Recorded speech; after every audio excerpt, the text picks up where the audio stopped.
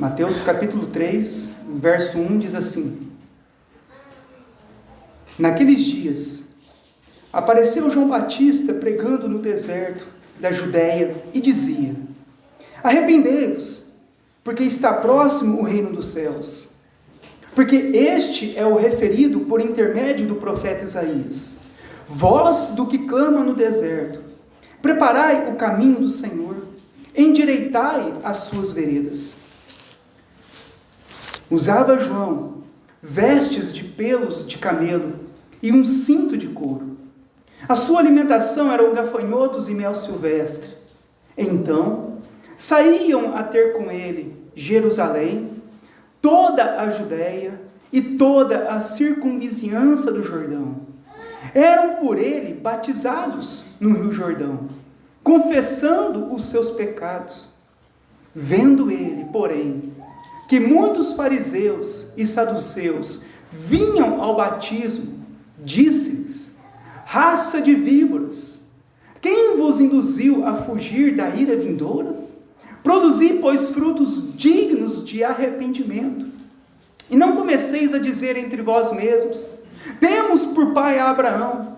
Porque eu vos afirmo que destas pedras Deus pode suscitar filhos a Abraão. Já está posto um machado à raiz das árvores. Toda árvore, pois, que não produz bom fruto, é cortada e lançada ao fogo. Até aqui, vamos orar? Senhor Deus, nós pedimos nessa noite a Tua graça e a Tua misericórdia sobre nós. Nós sabemos que é impossível ao homem tentar compreender as Escrituras pelo seu próprio pensamento ou pelo seu próprio coração. É impossível para qualquer um de nós tentarmos nos salvar, seja pelos nossos méritos ou pelas nossas boas obras, sejam por práticas morais ou religiosas. Nós sabemos que ninguém é capaz de salvar a si mesmo, a não ser o Salvador, que é Cristo. Por isso, Senhor, que nessa noite pedimos a Ti que o Senhor possa agir com graça e nos revelar a cada um de nós o Teu Filho Cristo, a fim de que nós possamos perceber em nós a miséria espiritual da nossa vida, possamos entender o quão pecadores nós somos, e que então, através disso, possamos ir até Cristo, até a cruz de Cristo, até a justiça de Cristo, e colocar a nossa fé somente em Cristo, para que então possamos ser salvos da ira vindoura, da condenação final, do juízo de Deus que haverá sobre todos os homens. Não nos deixe, Senhor, sairmos deste lugar da forma que nós entramos. Não nos deixe, Senhor, com o nosso coração duro, rejeitando a Tua palavra. Não nos deixe, ó Deus, continuar vivendo na prática do pecado, que não para Ti. Mas se o Senhor, ó Deus, agir com misericórdia, o Senhor salvará pecadores aqui em nosso meio, da qual eu sou o principal. Por isso, Senhor, nos dê, Senhor, da graça, da Tua misericórdia, na leitura e meditação da Tua palavra. Transforme as nossas vidas e o nosso coração, e nos conforme à imagem do Teu Filho amado. É o que nós oramos, em nome do Senhor Jesus Cristo. Amém. Irmãos, estamos fazendo uma pequena série a respeito do Espírito Santo. Nós já estudamos a respeito da missão do Espírito Santo, que o Espírito de Deus, ele tem uma missão, ele veio com uma missão.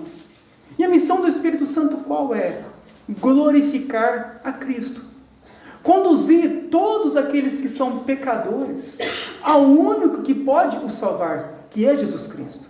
Então, quando o Espírito Santo veio, é o que diz lá em João capítulo 16, que ele veio para glorificar Cristo. Mas o Senhor também, ele diz que derramaria o poder sobre ele. E o que é o poder? Por que o poder? O poder era para nós testemunharmos Cristo aqui na terra. Então, quando o Espírito Santo veio sobre nós, ele veio em nós, veio habitar em nós, ele veio para quê? para que nós hoje pudéssemos sermos testemunhas de Cristo aqui nesse mundo. Vivermos uma vida para a glória de Cristo, para que outras pessoas, outros homens pecadores, pudessem então encontrar Cristo por meio do nosso testemunho. E depois nós vemos que Deus, Ele concedeu à igreja dons do Espírito. Então nós meditamos sobre alguns dons do Espírito. E para que serão os dons do Espírito? Os dons do Espírito tinham uma finalidade: edificar a igreja em Cristo. Então o dom ele foi dado pelo Espírito Santo, ele é dado pelo Espírito Santo, com qual finalidade?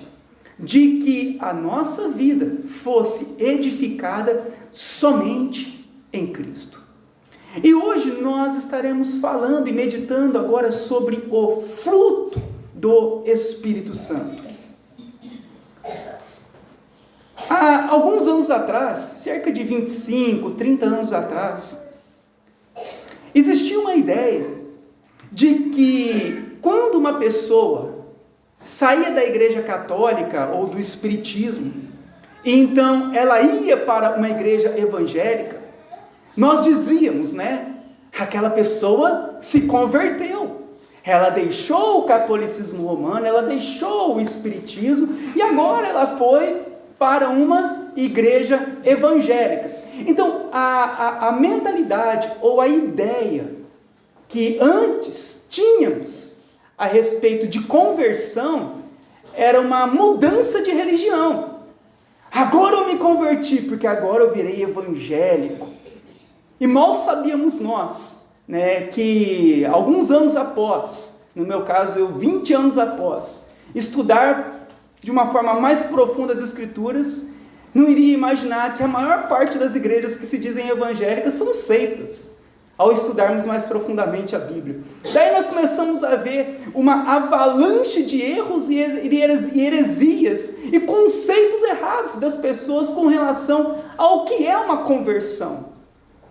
Então é importante nós entendermos isso, que esse tipo de pensamento, de que eu me converti por frequentar uma igreja evangélica é um falso pensamento.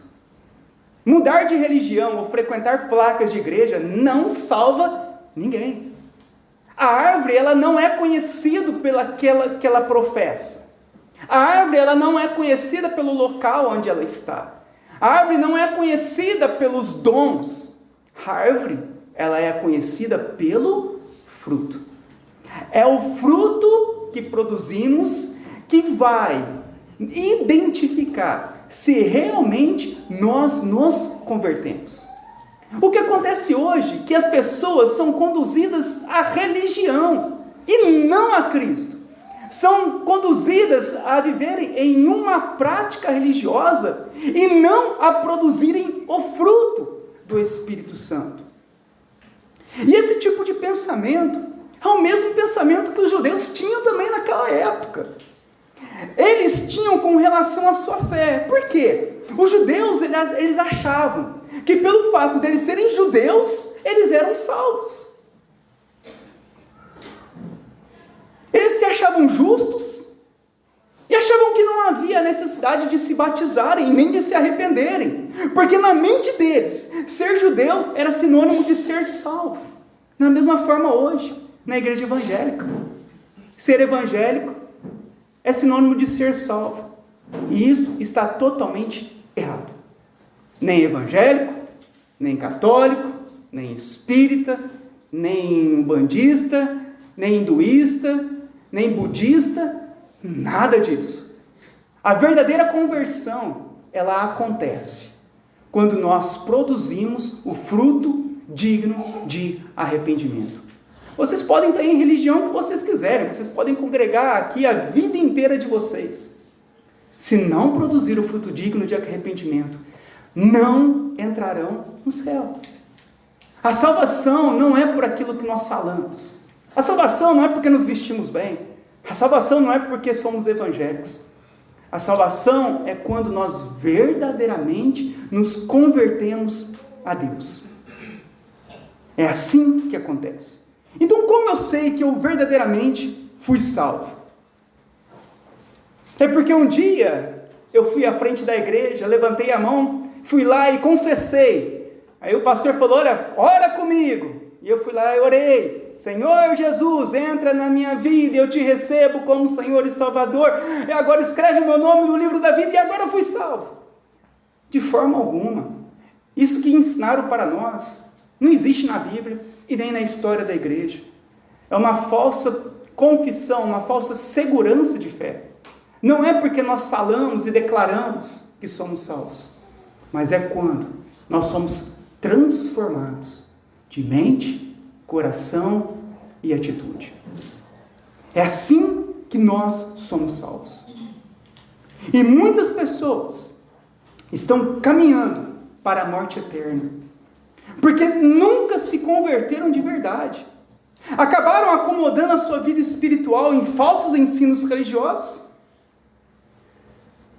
Mas o meu desejo nessa noite é que o Espírito de Deus possa abrir os teus olhos e despertar a tua fé, para que aqueles que são escolhidos do Senhor possam enxergar os seus pecados, renunciar à própria justiça e confiar somente em Deus.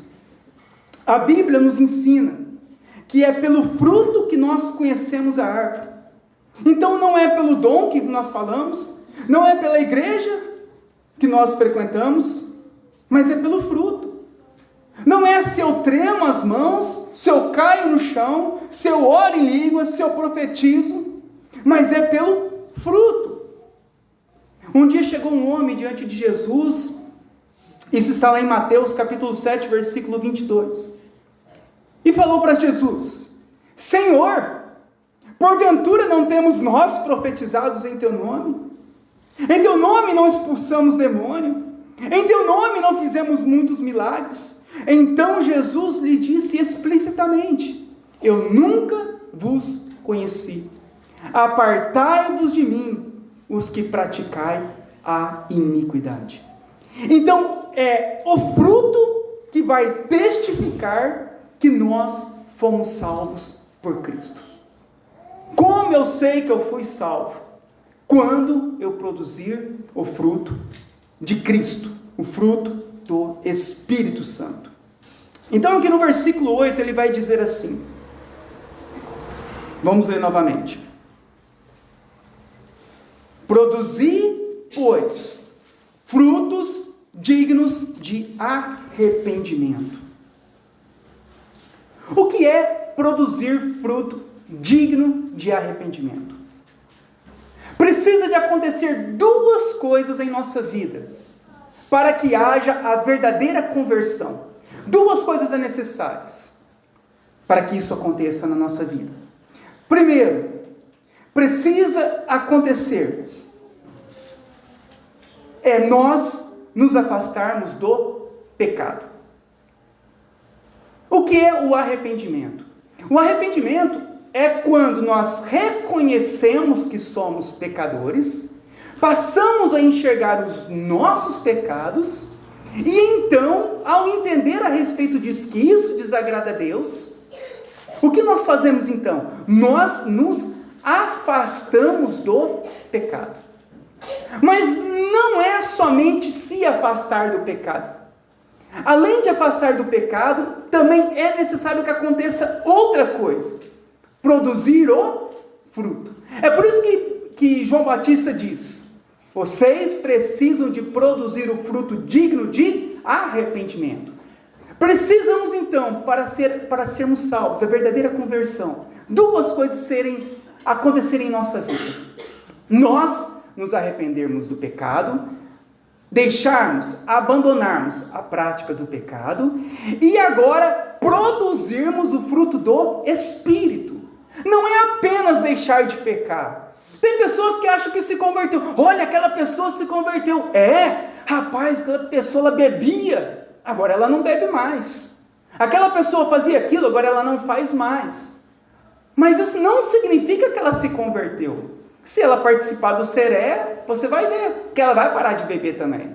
Se ela participar de repente de alguma religião que é moralista, que ensina moralidade, que é certo, muitas vezes ela vai também parar com práticas erradas. Mas não é apenas isso que identifica uma verdadeira conversão. A verdadeira conversão, ela é realmente deixar o pecado, mas também produzir o fruto do Espírito Santo. É necessário essas duas coisas acontecer. O verdadeiro convertido é aquele que abandona os pecados, a prática, o amor ao pecado, e agora ele vai viver uma nova vida com Cristo. Quando uma pessoa verdadeiramente se converte, ela deixa de praticar as obras da carne e ela passa a produzir o fruto do Espírito.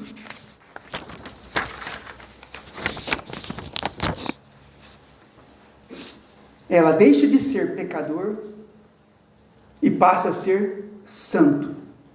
São pessoas que passaram a odiar a obra da carne e começaram a amar o fruto do Espírito.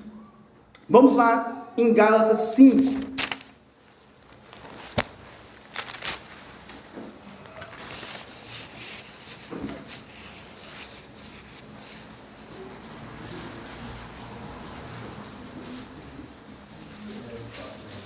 Gálatas capítulo 5.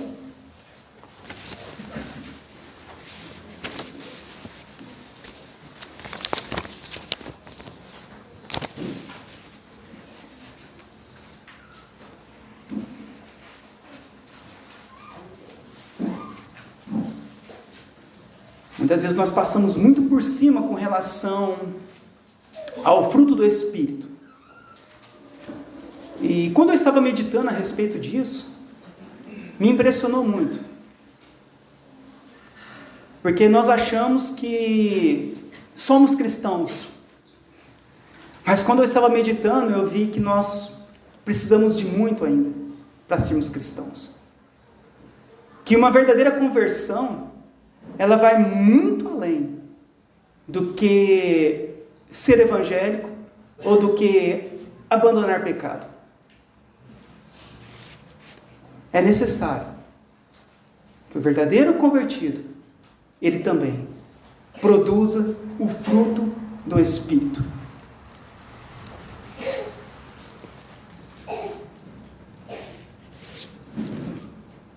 Gálatas 5, nós iremos ler a partir do versículo 16.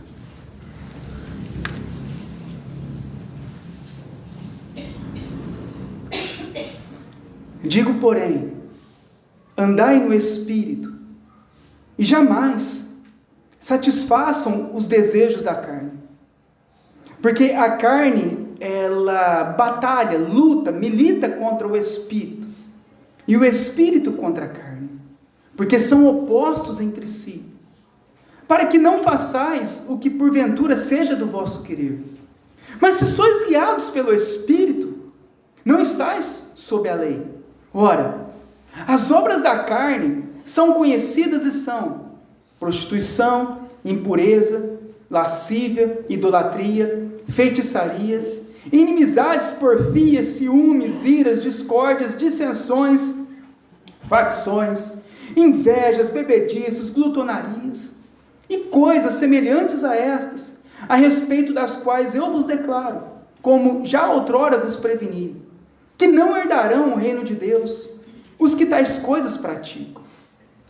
Mas o fruto do Espírito é amor, alegria, paz, longanimidade, benignidade, bondade, fidelidade, mansidão e domínio próprio. Contra estas coisas não há lei. E os que são de Cristo Jesus crucificaram a carne com as suas paixões e os seus desejos. Assim como o pecado, irmãos, é chamado de obra da carne, a natureza corrupta é o princípio que leva os homens a ele.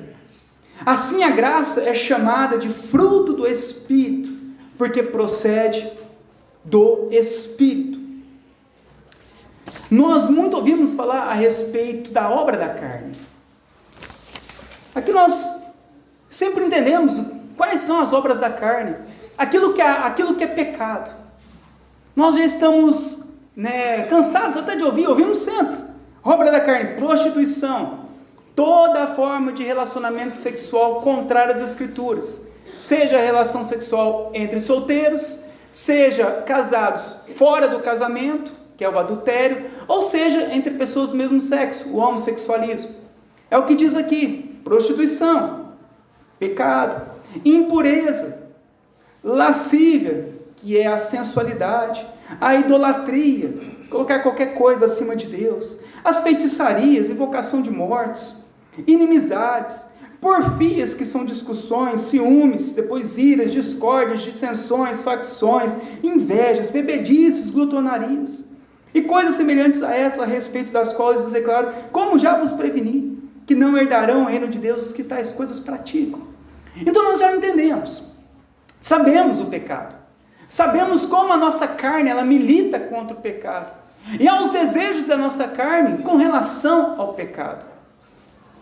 Mas a verdadeira conversão, ela não acontece somente quando nós deixamos de pecar. A verdadeira conversão, ela acontece quando deixamos de pecar e agora começamos a viver uma nova vida para Cristo. Então é necessário essa nova vida para Cristo, não apenas o não pecar. Agora eu estou na igreja, eu já não faço mais nada de errado. Isso não significa que você se converteu, porque o verdadeiro convertido, ele não deixa apenas de fazer, ele passa a fazer algo que ele não fazia antes. Essa é a verdadeira conversão. É quando um cristão verdadeiro, ele deixa de praticar o que é errado, mas agora ele vai voltar o coração dele a fazer o que é certo. E não ficar no meio do caminho, eu não faço nada de errado, mas também não faço nada de certo. Não, a verdadeira conversão dos nossos corações, o verdadeiro cristão, é quando ele abandona a prática do pecado, para agora viver a prática do fruto do Espírito. Então é necessário que o verdadeiro convertido, ele deixe o pecado, mas agora ele produza o fruto do Espírito.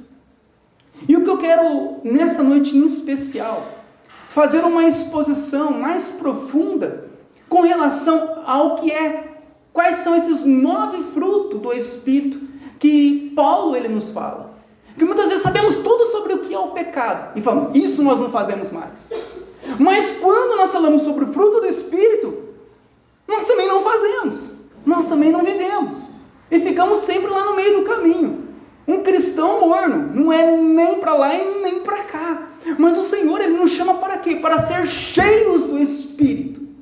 Para nós podermos manifestar a glória de Cristo nesse mundo que está perdido. De que forma? Pelo fruto que nós produzimos.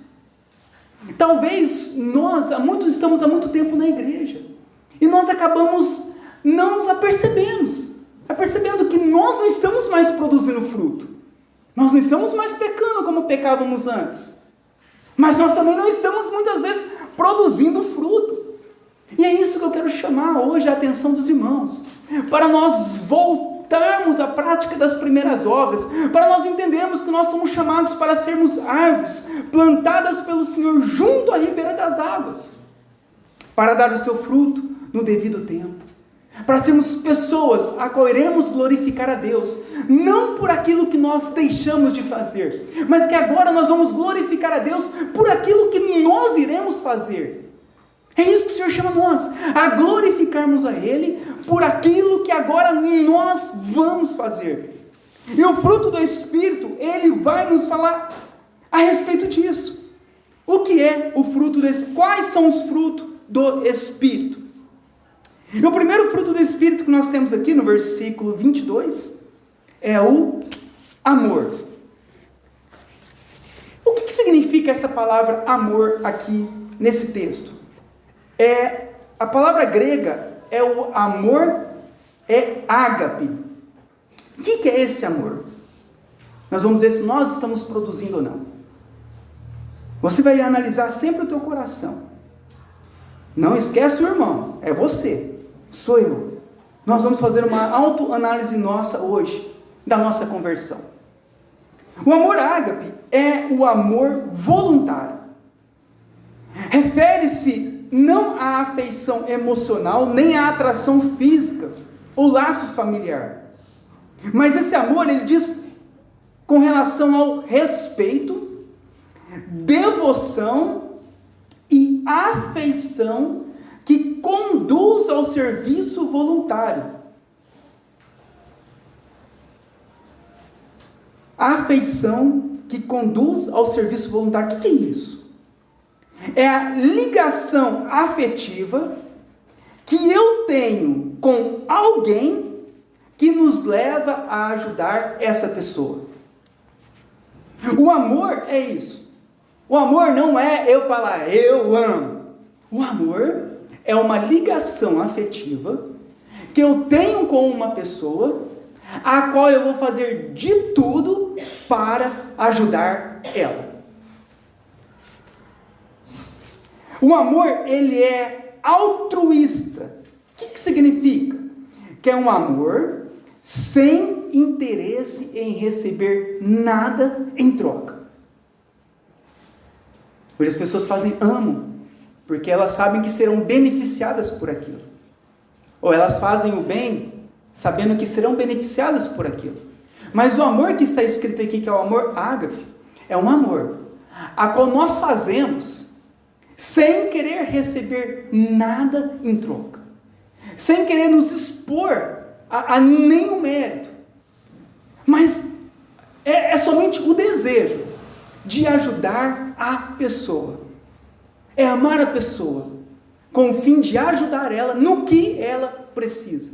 Pessoas a qual nós temos uma afetividade, nós sabemos que está precisando, nós sabemos que há uma necessidade, nós falamos que Deus te ama, Deus ama, eu amo, mas que não há uma afetividade de fazer algo por ela.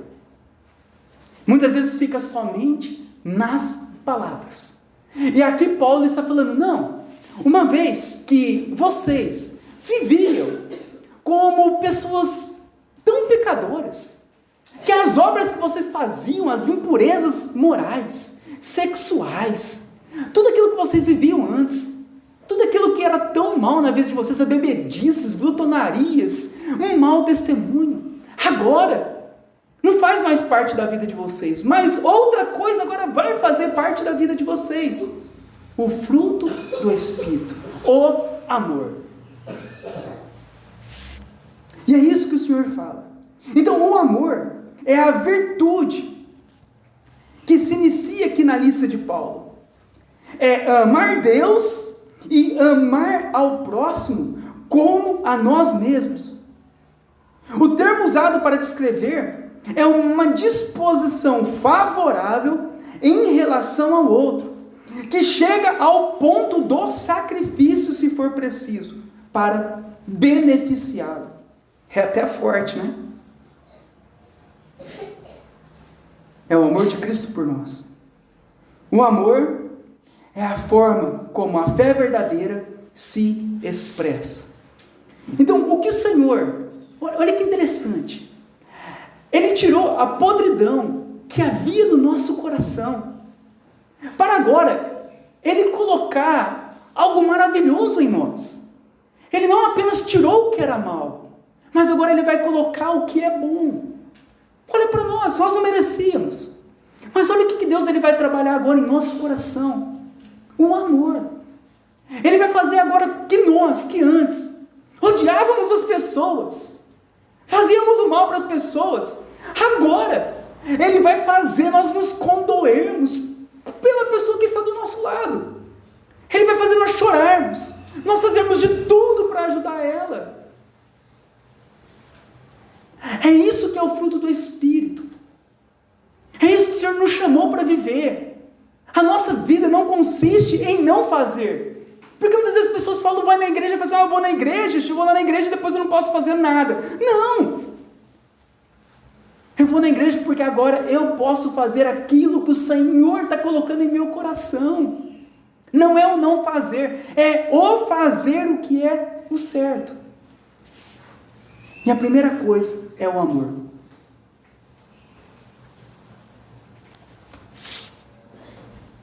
O segundo fruto é a alegria. O que é a alegria aqui nesse texto?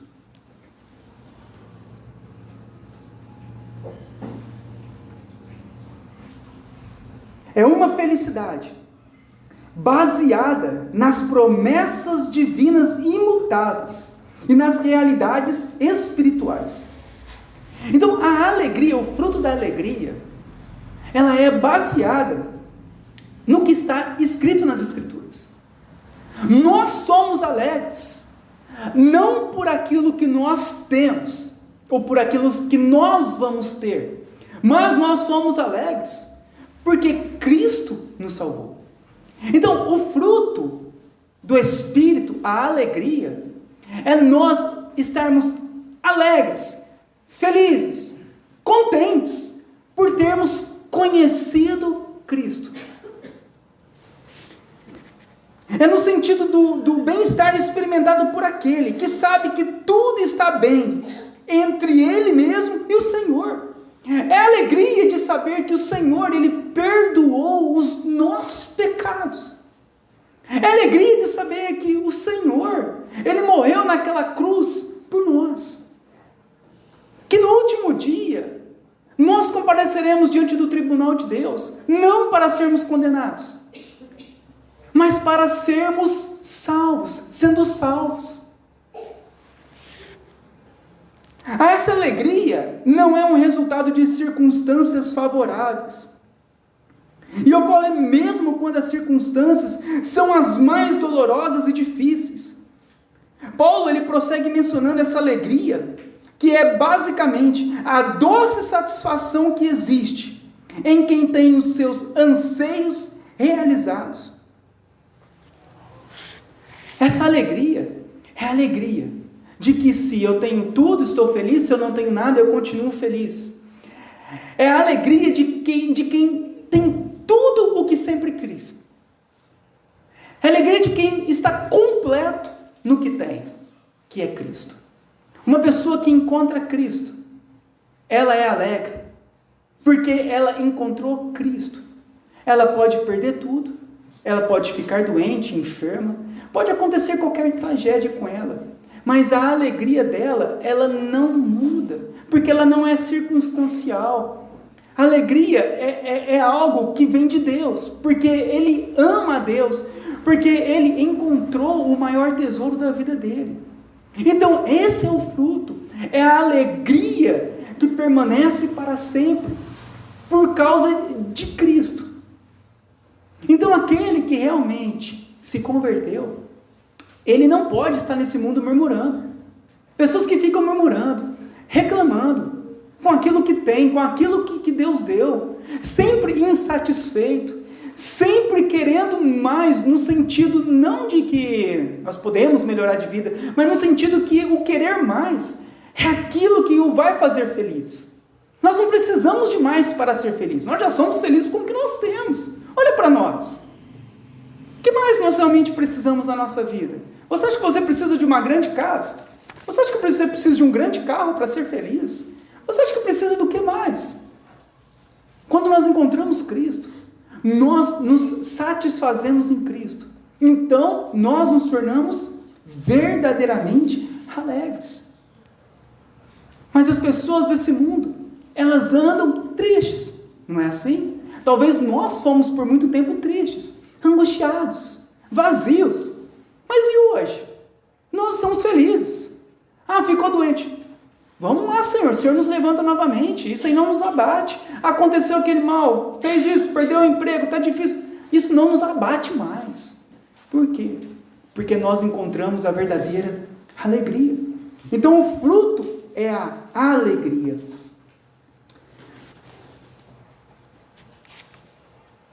Curiosamente, quando Paulo ele fala sobre isso, ele estava preso em Roma. Então, só para a gente entender um pouco.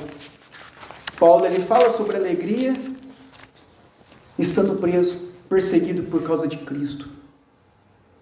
Então a alegria cristã, ela consiste na pessoa e na obra de Deus, para nossa vibração e nosso entusiasmo. Cristo. O terceiro fruto é a paz. É a paz com Deus e a consciência. É um comportamento pacífico com os outros. É a calma interior, que resulta da confiança do relacionamento de proteção entre uma pessoa e Cristo. Como a alegria, a paz não está relacionada em circunstâncias da pessoa. Nós temos paz porque nós fomos reconciliados com Deus. Isso não muda. Se está tudo caindo, se está tudo em pé. A nossa paz, ela permanece. A paz, ela é considerada em seu aspecto interior, é uma serenidade mental. Quando a pessoa ela produz o fruto, a paz, é uma serenidade interior. Ela é serena, ela é tranquila. Ela entende o que Cristo fez por ela. Ela não anda ansiosa, ela não anda preocupada, mas ela tem paz em seu coração. Esse é o fruto, nos trazer paz em nós, por meio de Cristo. Então nós não andamos mais ansiosos, correndo de um lado para o outro. Exteriormente, ela se expressa em uma harmonia entre as pessoas. Da mesma forma que internamente, o fruto da paz, ela acalma o nosso coração e nos dá essa tranquilidade. Externamente, ela é demonstrada no relacionamento um com o outro, em harmonia. Como que cristãos verdadeiros, ele anda em guerra com todo mundo, ele briga com todo mundo, discute com todo mundo, tem uma vida truncada. Não. Quando ele recebe a paz, a reconciliação, agora ele vai buscar não mais brigar, não mais guerrear, mas agora ele vai buscar o quê? Reconciliar com o próximo, perdoar o próximo, amar o próximo. Então, o fruto da paz, ela é quando há uma harmonia entre as pessoas. É quando na família, no casamento, os filhos com os pais, há uma paz. Isso é demonstrado pelo quê? Pelo fruto do Espírito. Como uma família em guerra pode dizer que tem o fruto do Espírito? É uma guerra, é uma bagunça, é uma briga, é uma gritaria, é uma discussão. É em casa, é no trabalho, é onde vai. Não. O fruto é paz. A pessoa, ela leva paz. Ela busca andar em paz no que depender de todos nós. Mantenhamos paz uns com os outros. Deus, Ele é um Deus de paz. E Ele nos chamou para nós vivermos em paz e não em guerra. O quarto fruto é a longanimidade. O que é a longanimidade? É a paciência para conter a ira. É um contentamento para suportar os danos. É a paciência relacionada à habilidade de suportar as injustiças infligidas por outros. E a disposição de aceitar as situações irritantes e dolorosas. Uma pessoa que ela é longânima, ela vai ter a habilidade de suportar as injustiças. Estão sendo injustos comigo. Eu vou ser longânimo. Eu vou suportar as injustiças. Aprender a passar por aquele momento. Aprender a enfrentar aquela situação. A longanimidade. Suporta. As pessoas não aceitam passar por injustiças. Não aceitam passar por perseguição. Não aceitam passar por sofrimento. Nós devemos olhar para o nosso Senhor. Cristo não foi injustiçado. Cristo não passou por sofrimento, não passou por momentos de dores, Cristo não foi traído. E qual foi a reação de Cristo? Longânimo, suportou aquele momento para um bem maior. Assim também nós. A pessoa que ela é longânima é aquela que permanece firme, perseverando mesmo em face dos mais severos ataques da vida e sendo paciente diante das provocações dos homens. Longânimo. Olha, nós precisamos de olhar para Cristo. Como Cristo reagiu? Ele é o nosso Deus, Ele é o Senhor. Nós devemos ser conformados à imagem dele. Como Cristo reagiu diante de certas circunstâncias? Ele saiu agredindo as pessoas, ele saiu lutando, ele saiu brigando, ele foi longânimo, o fruto do Espírito, ele suportou aquele momento de injustiça. Sabe por quê, meu irmão? Olha o mundo que nós estamos vivendo, olha aqui no Brasil, olha as injustiças, solta traficantes e prende pessoas honestas, faz o bem para quem é mal e faz o mal para quem é do bem. Isso não é uma injustiça? Qual que é a nossa reação diante disso? Longânimo, espera, suporta, porque um dia haverá o juízo, um dia haverá uma vingança. O Senhor diz que Ele vingará, Ele é o vingador, não somos nós. Por isso, em momentos de aflições, momentos em que nós passamos lutas, dificuldades, momentos em que seremos perseguidos, devemos ter um longo ânimo, sermos longânimos diante dessas situações. Não desanimarmos, não pararmos no meio do caminho, não queremos responder na mesma moeda, mas sermos pacientes com aquilo. Porque muitas vezes é Deus provando a nossa fé, muitas vezes é Deus provando a própria nação, trazendo juízo sobre a nação, trazendo juízo sobre as pessoas. E como eu vou me levantar contra Deus? Não tem como. Como nós oramos até na oração quarta-feira aqui, nos Salmos, não tem como. Se é Deus que está determinando, devemos sermos longânimos e vivermos de acordo com aquilo que Deus está nos mostrando, está colocando em nosso coração, e suportarmos aquilo, sermos pacientes com aquilo. O nosso tempo aqui nesse mundo, irmãos, é breve. Olha para nós. Quantos anos você acha que ainda você viverá nesse mundo? Em breve, nós estaremos partindo desse mundo. Por isso, prepara o teu coração. Prepara a tua vida. Você tenha um longo ânimo. Aprenda a suportar as muitas injustiças que se levantarão, principalmente os mais novos. Os jovens, crianças, terão que enfrentar muitas injustiças com as próximas gerações, com as ideologias, com os próximos governos. Haverá perseguição, haverá morte, haverá o mal. Sejam longânimos, não desistam, não tirem os olhos de Cristo, permaneçam com Cristo. Por isso que o fruto do Espírito é esse, é a paciência. Nós estamos cheios de ira por causa desse governo, então. Se dependêssemos de nós, nós pegaríamos o pescocinho de um. Não é assim que muitos de nós desejávamos? É por isso que o fruto do Espírito é longanimidade.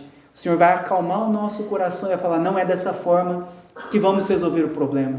O problema não está em um, o problema está em todos. Todos pecaram. O quinto fruto é a benignidade. O que é benignidade? É uma suavidade de temperamento que nos dispõe a ser afáveis, ou seja, educados no trato uns com os outros. Educação ao nos relacionarmos com as pessoas.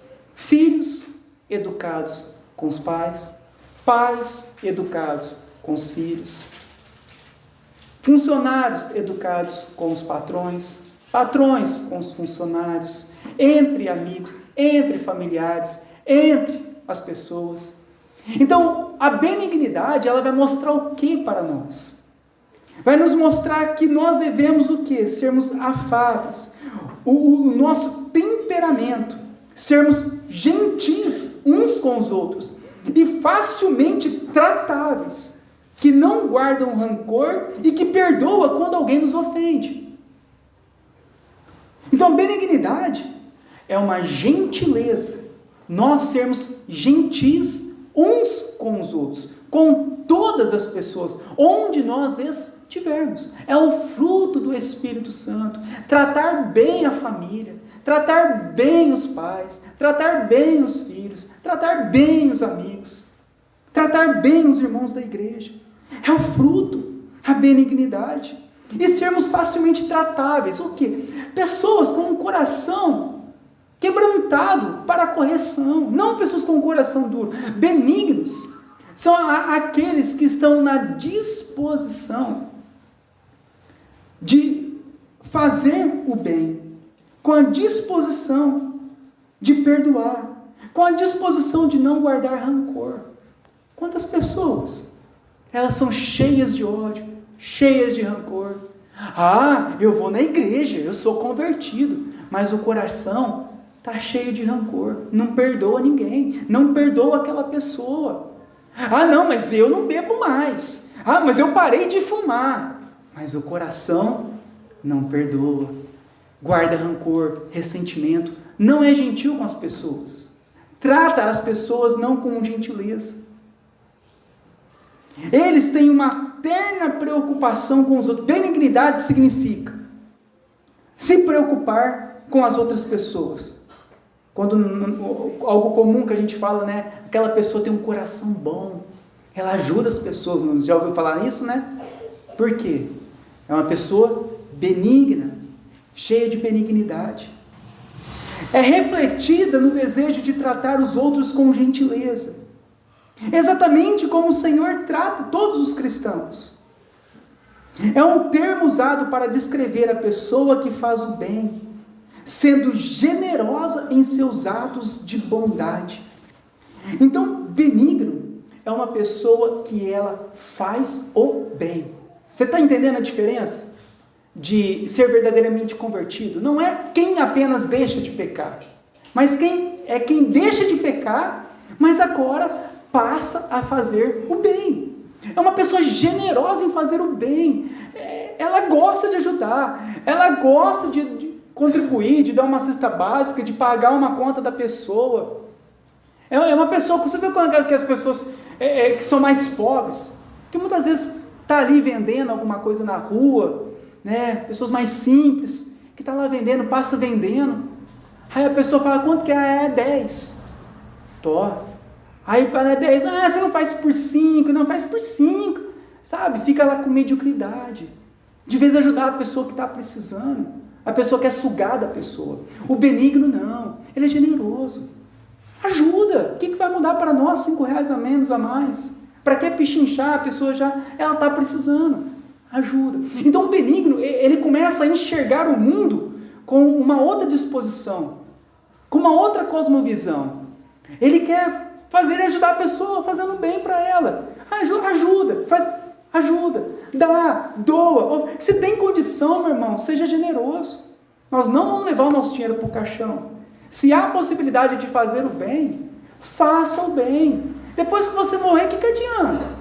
Ficar com dinheiro, tudo guardado. Faça o bem quando você está em vida, ajuda as pessoas. Seja lembrado pelo bem, pela sua benignidade. E não pela mediocridade, mas pela benignidade. Quantas pessoas você sabe que precisam da tua ajuda? Ajuda. Quantas pessoas você conhece, muitas vezes próxima de você? Vai lá, faça o bem, ajuda. Isso é ser benigno. É fazer o bem, ser bondoso de uma forma generosa. São atos. Outro fruto é a bondade. A bondade, ela é bem parecida com benignidade, ela também é gentileza, de uma forma beneficência. O que significa? A bondade é uma atitude de beneficiar o próximo. É demonstrada quando no fazer o bem a todos quando temos oportunidade. Então, essa bondade é uma atitude de você querer beneficiar o outro, não ser beneficiado, porque nós queremos sempre ser beneficiados, não é assim? Tudo que nós vamos fazer, a gente quer ser beneficiado, mas a bondade é você beneficiar o outro.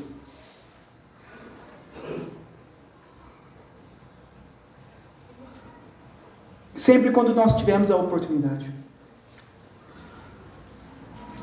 É uma excelência moral e espiritual manifestada na efetiva bondade.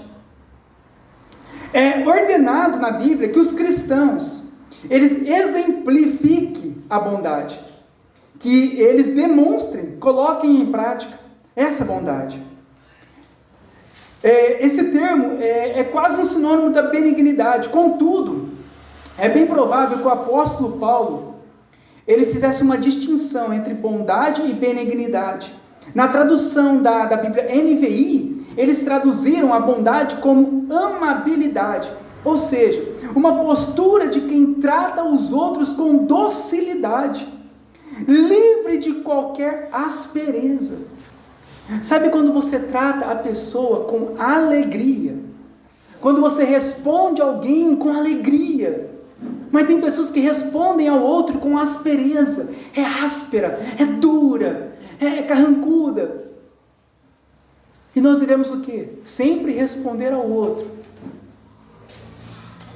com docilidade, com amabilidade, tratar bem os outros.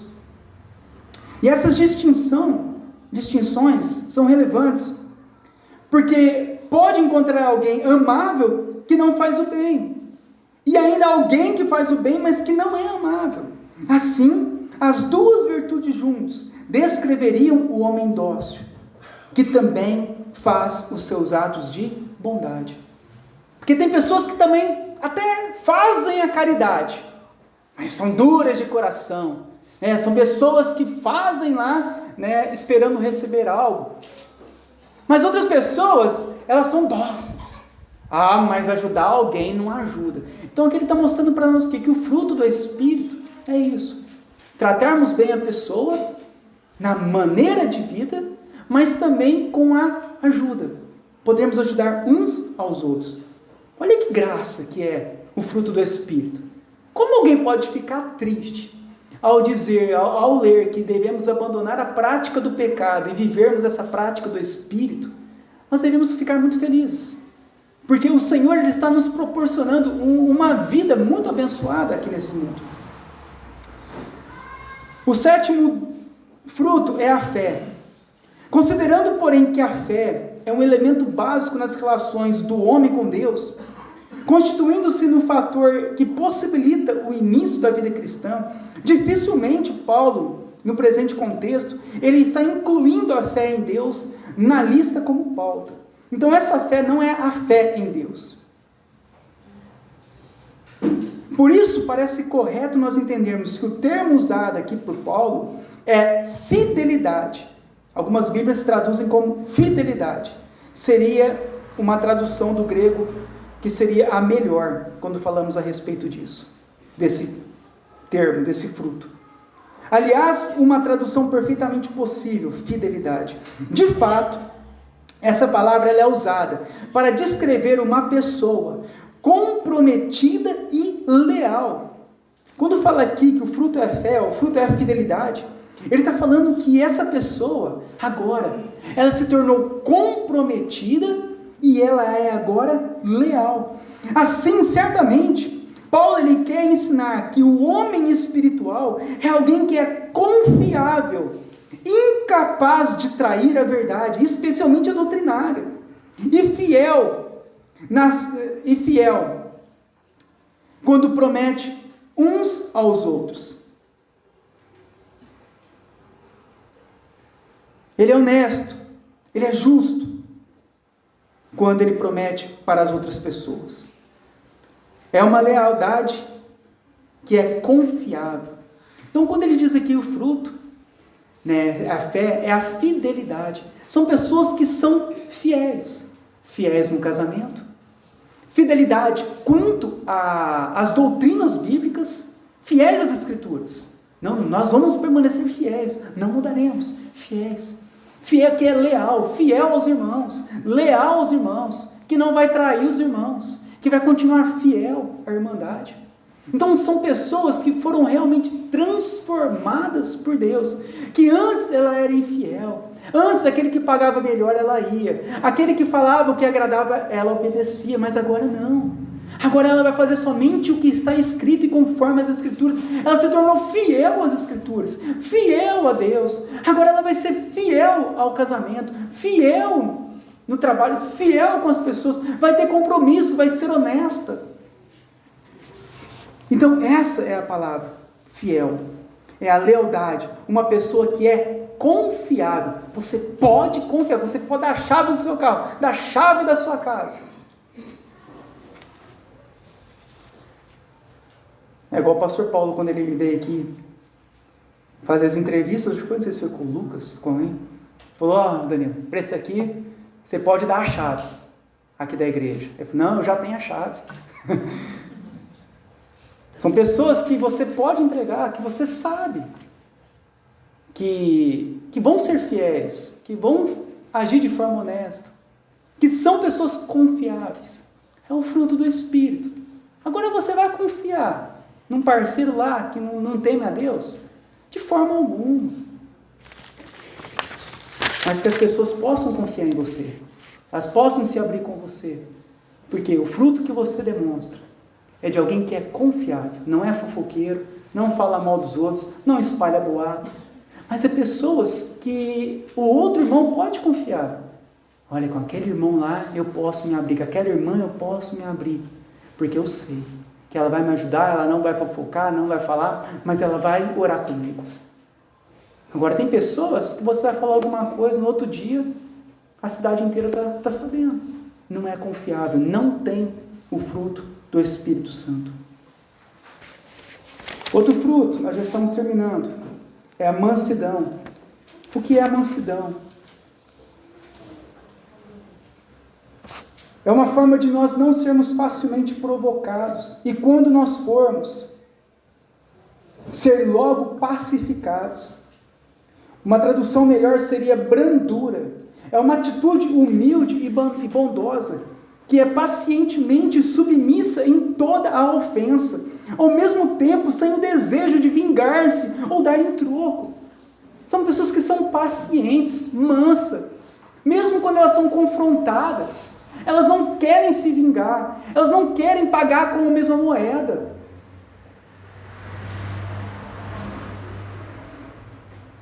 É uma palavra que é descrita em 3 atitudes: submissão à vontade de Deus, disposição para aprender e consideração pelos outros. O manso é um homem brando, é aquele que não é dominado pela ira, que não se trata de alguém que nunca se irrita, mas da pessoa que não tem o rancor e a agressividade como marcas distintas. São pessoas brandas. Muitas vezes podemos até nos irritar com algumas situações, mas nós não perdemos o controle, não nos iramos.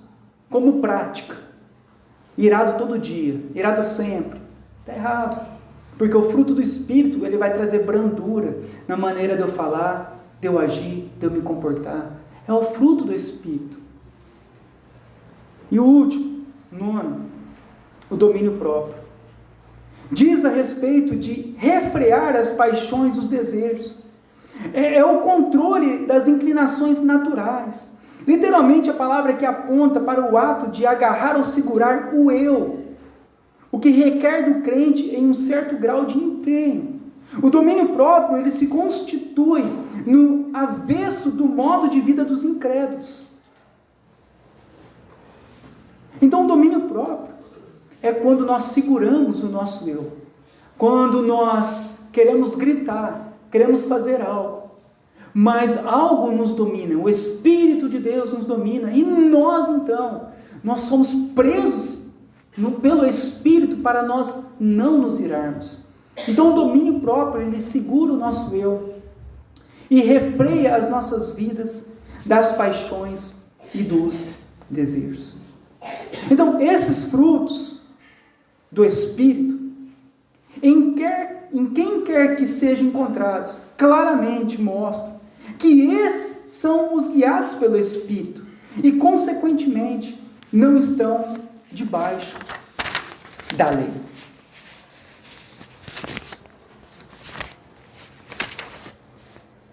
Spurgeon, ele diz, pelo menos que eu anotei aqui,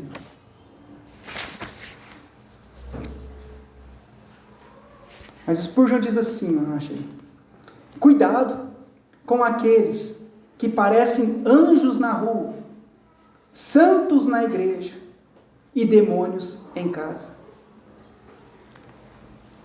Nós não devemos ser conhecidos não por aquilo que nós deixamos de fazer, mas pelo fruto do Espírito, por aquilo que nós passamos a fazer. Nós temos que tomar muito cuidado para não vivermos de aparência diante dos outros, mas em nossa casa agimos como demônios. Diante dos irmãos, parecem santos. Na rua, parecem anjos. Só falta voar.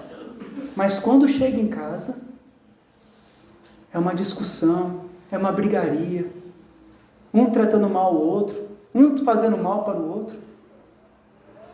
A verdadeira conversão, ela precisa de se iniciar dentro da nossa casa, na relação entre marido e esposa, entre pais e filhos, e entre filhos e pais.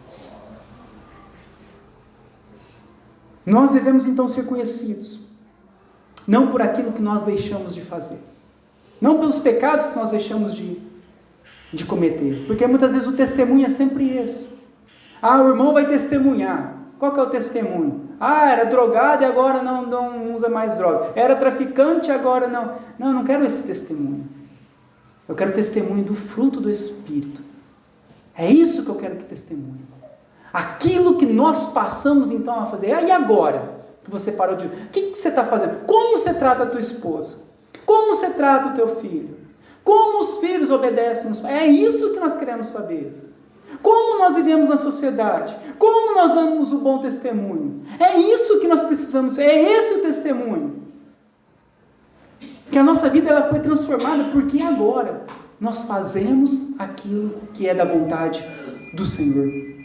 Lutero diz assim: o reconhecimento do pecado é o começo da salvação.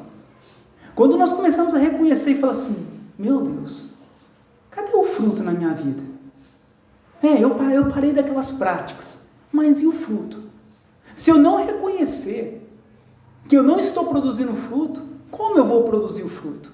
Eu preciso reconhecer que eu preciso mais de Deus.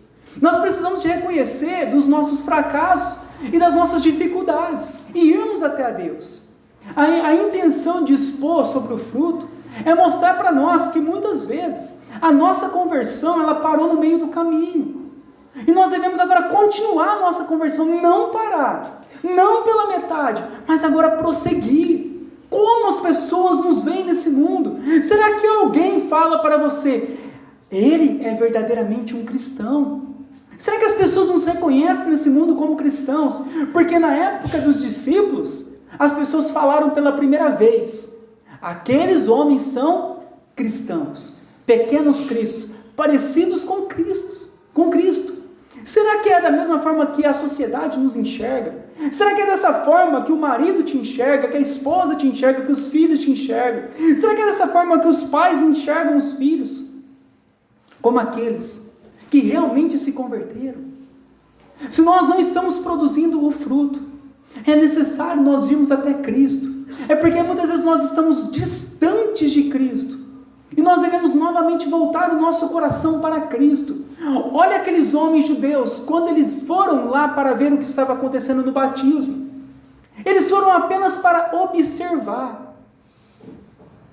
E João diz a ele, olha, vocês apenas têm a aparência de serem cristãos. Eles têm apenas a aparência de serem verdadeiramente judeus. Vocês somente aparentam ser filhos de Abraão. Mas vocês são filhos, sementes da serpente, e não de Abraão. Eles não enxergavam que eles não estavam se parecendo nada com Abraão, mas sim com a serpente. Por isso que ele diz raça de víboras. Vocês são mais parecidos com serpentes do que com Abraão. Mas no pensamento deles, eles se achavam bons, se achavam cristãos, se achavam que eram salvos. Mas quando João ele trouxe a exposição de uma forma clara, aqueles homens começaram a enxergar e falar, olha, realmente, eu preciso de Cristo. Eu preciso do Senhor agir na minha vida. Porque o fruto está muito escasso. A forma em que nós estamos vivendo está muito escasso.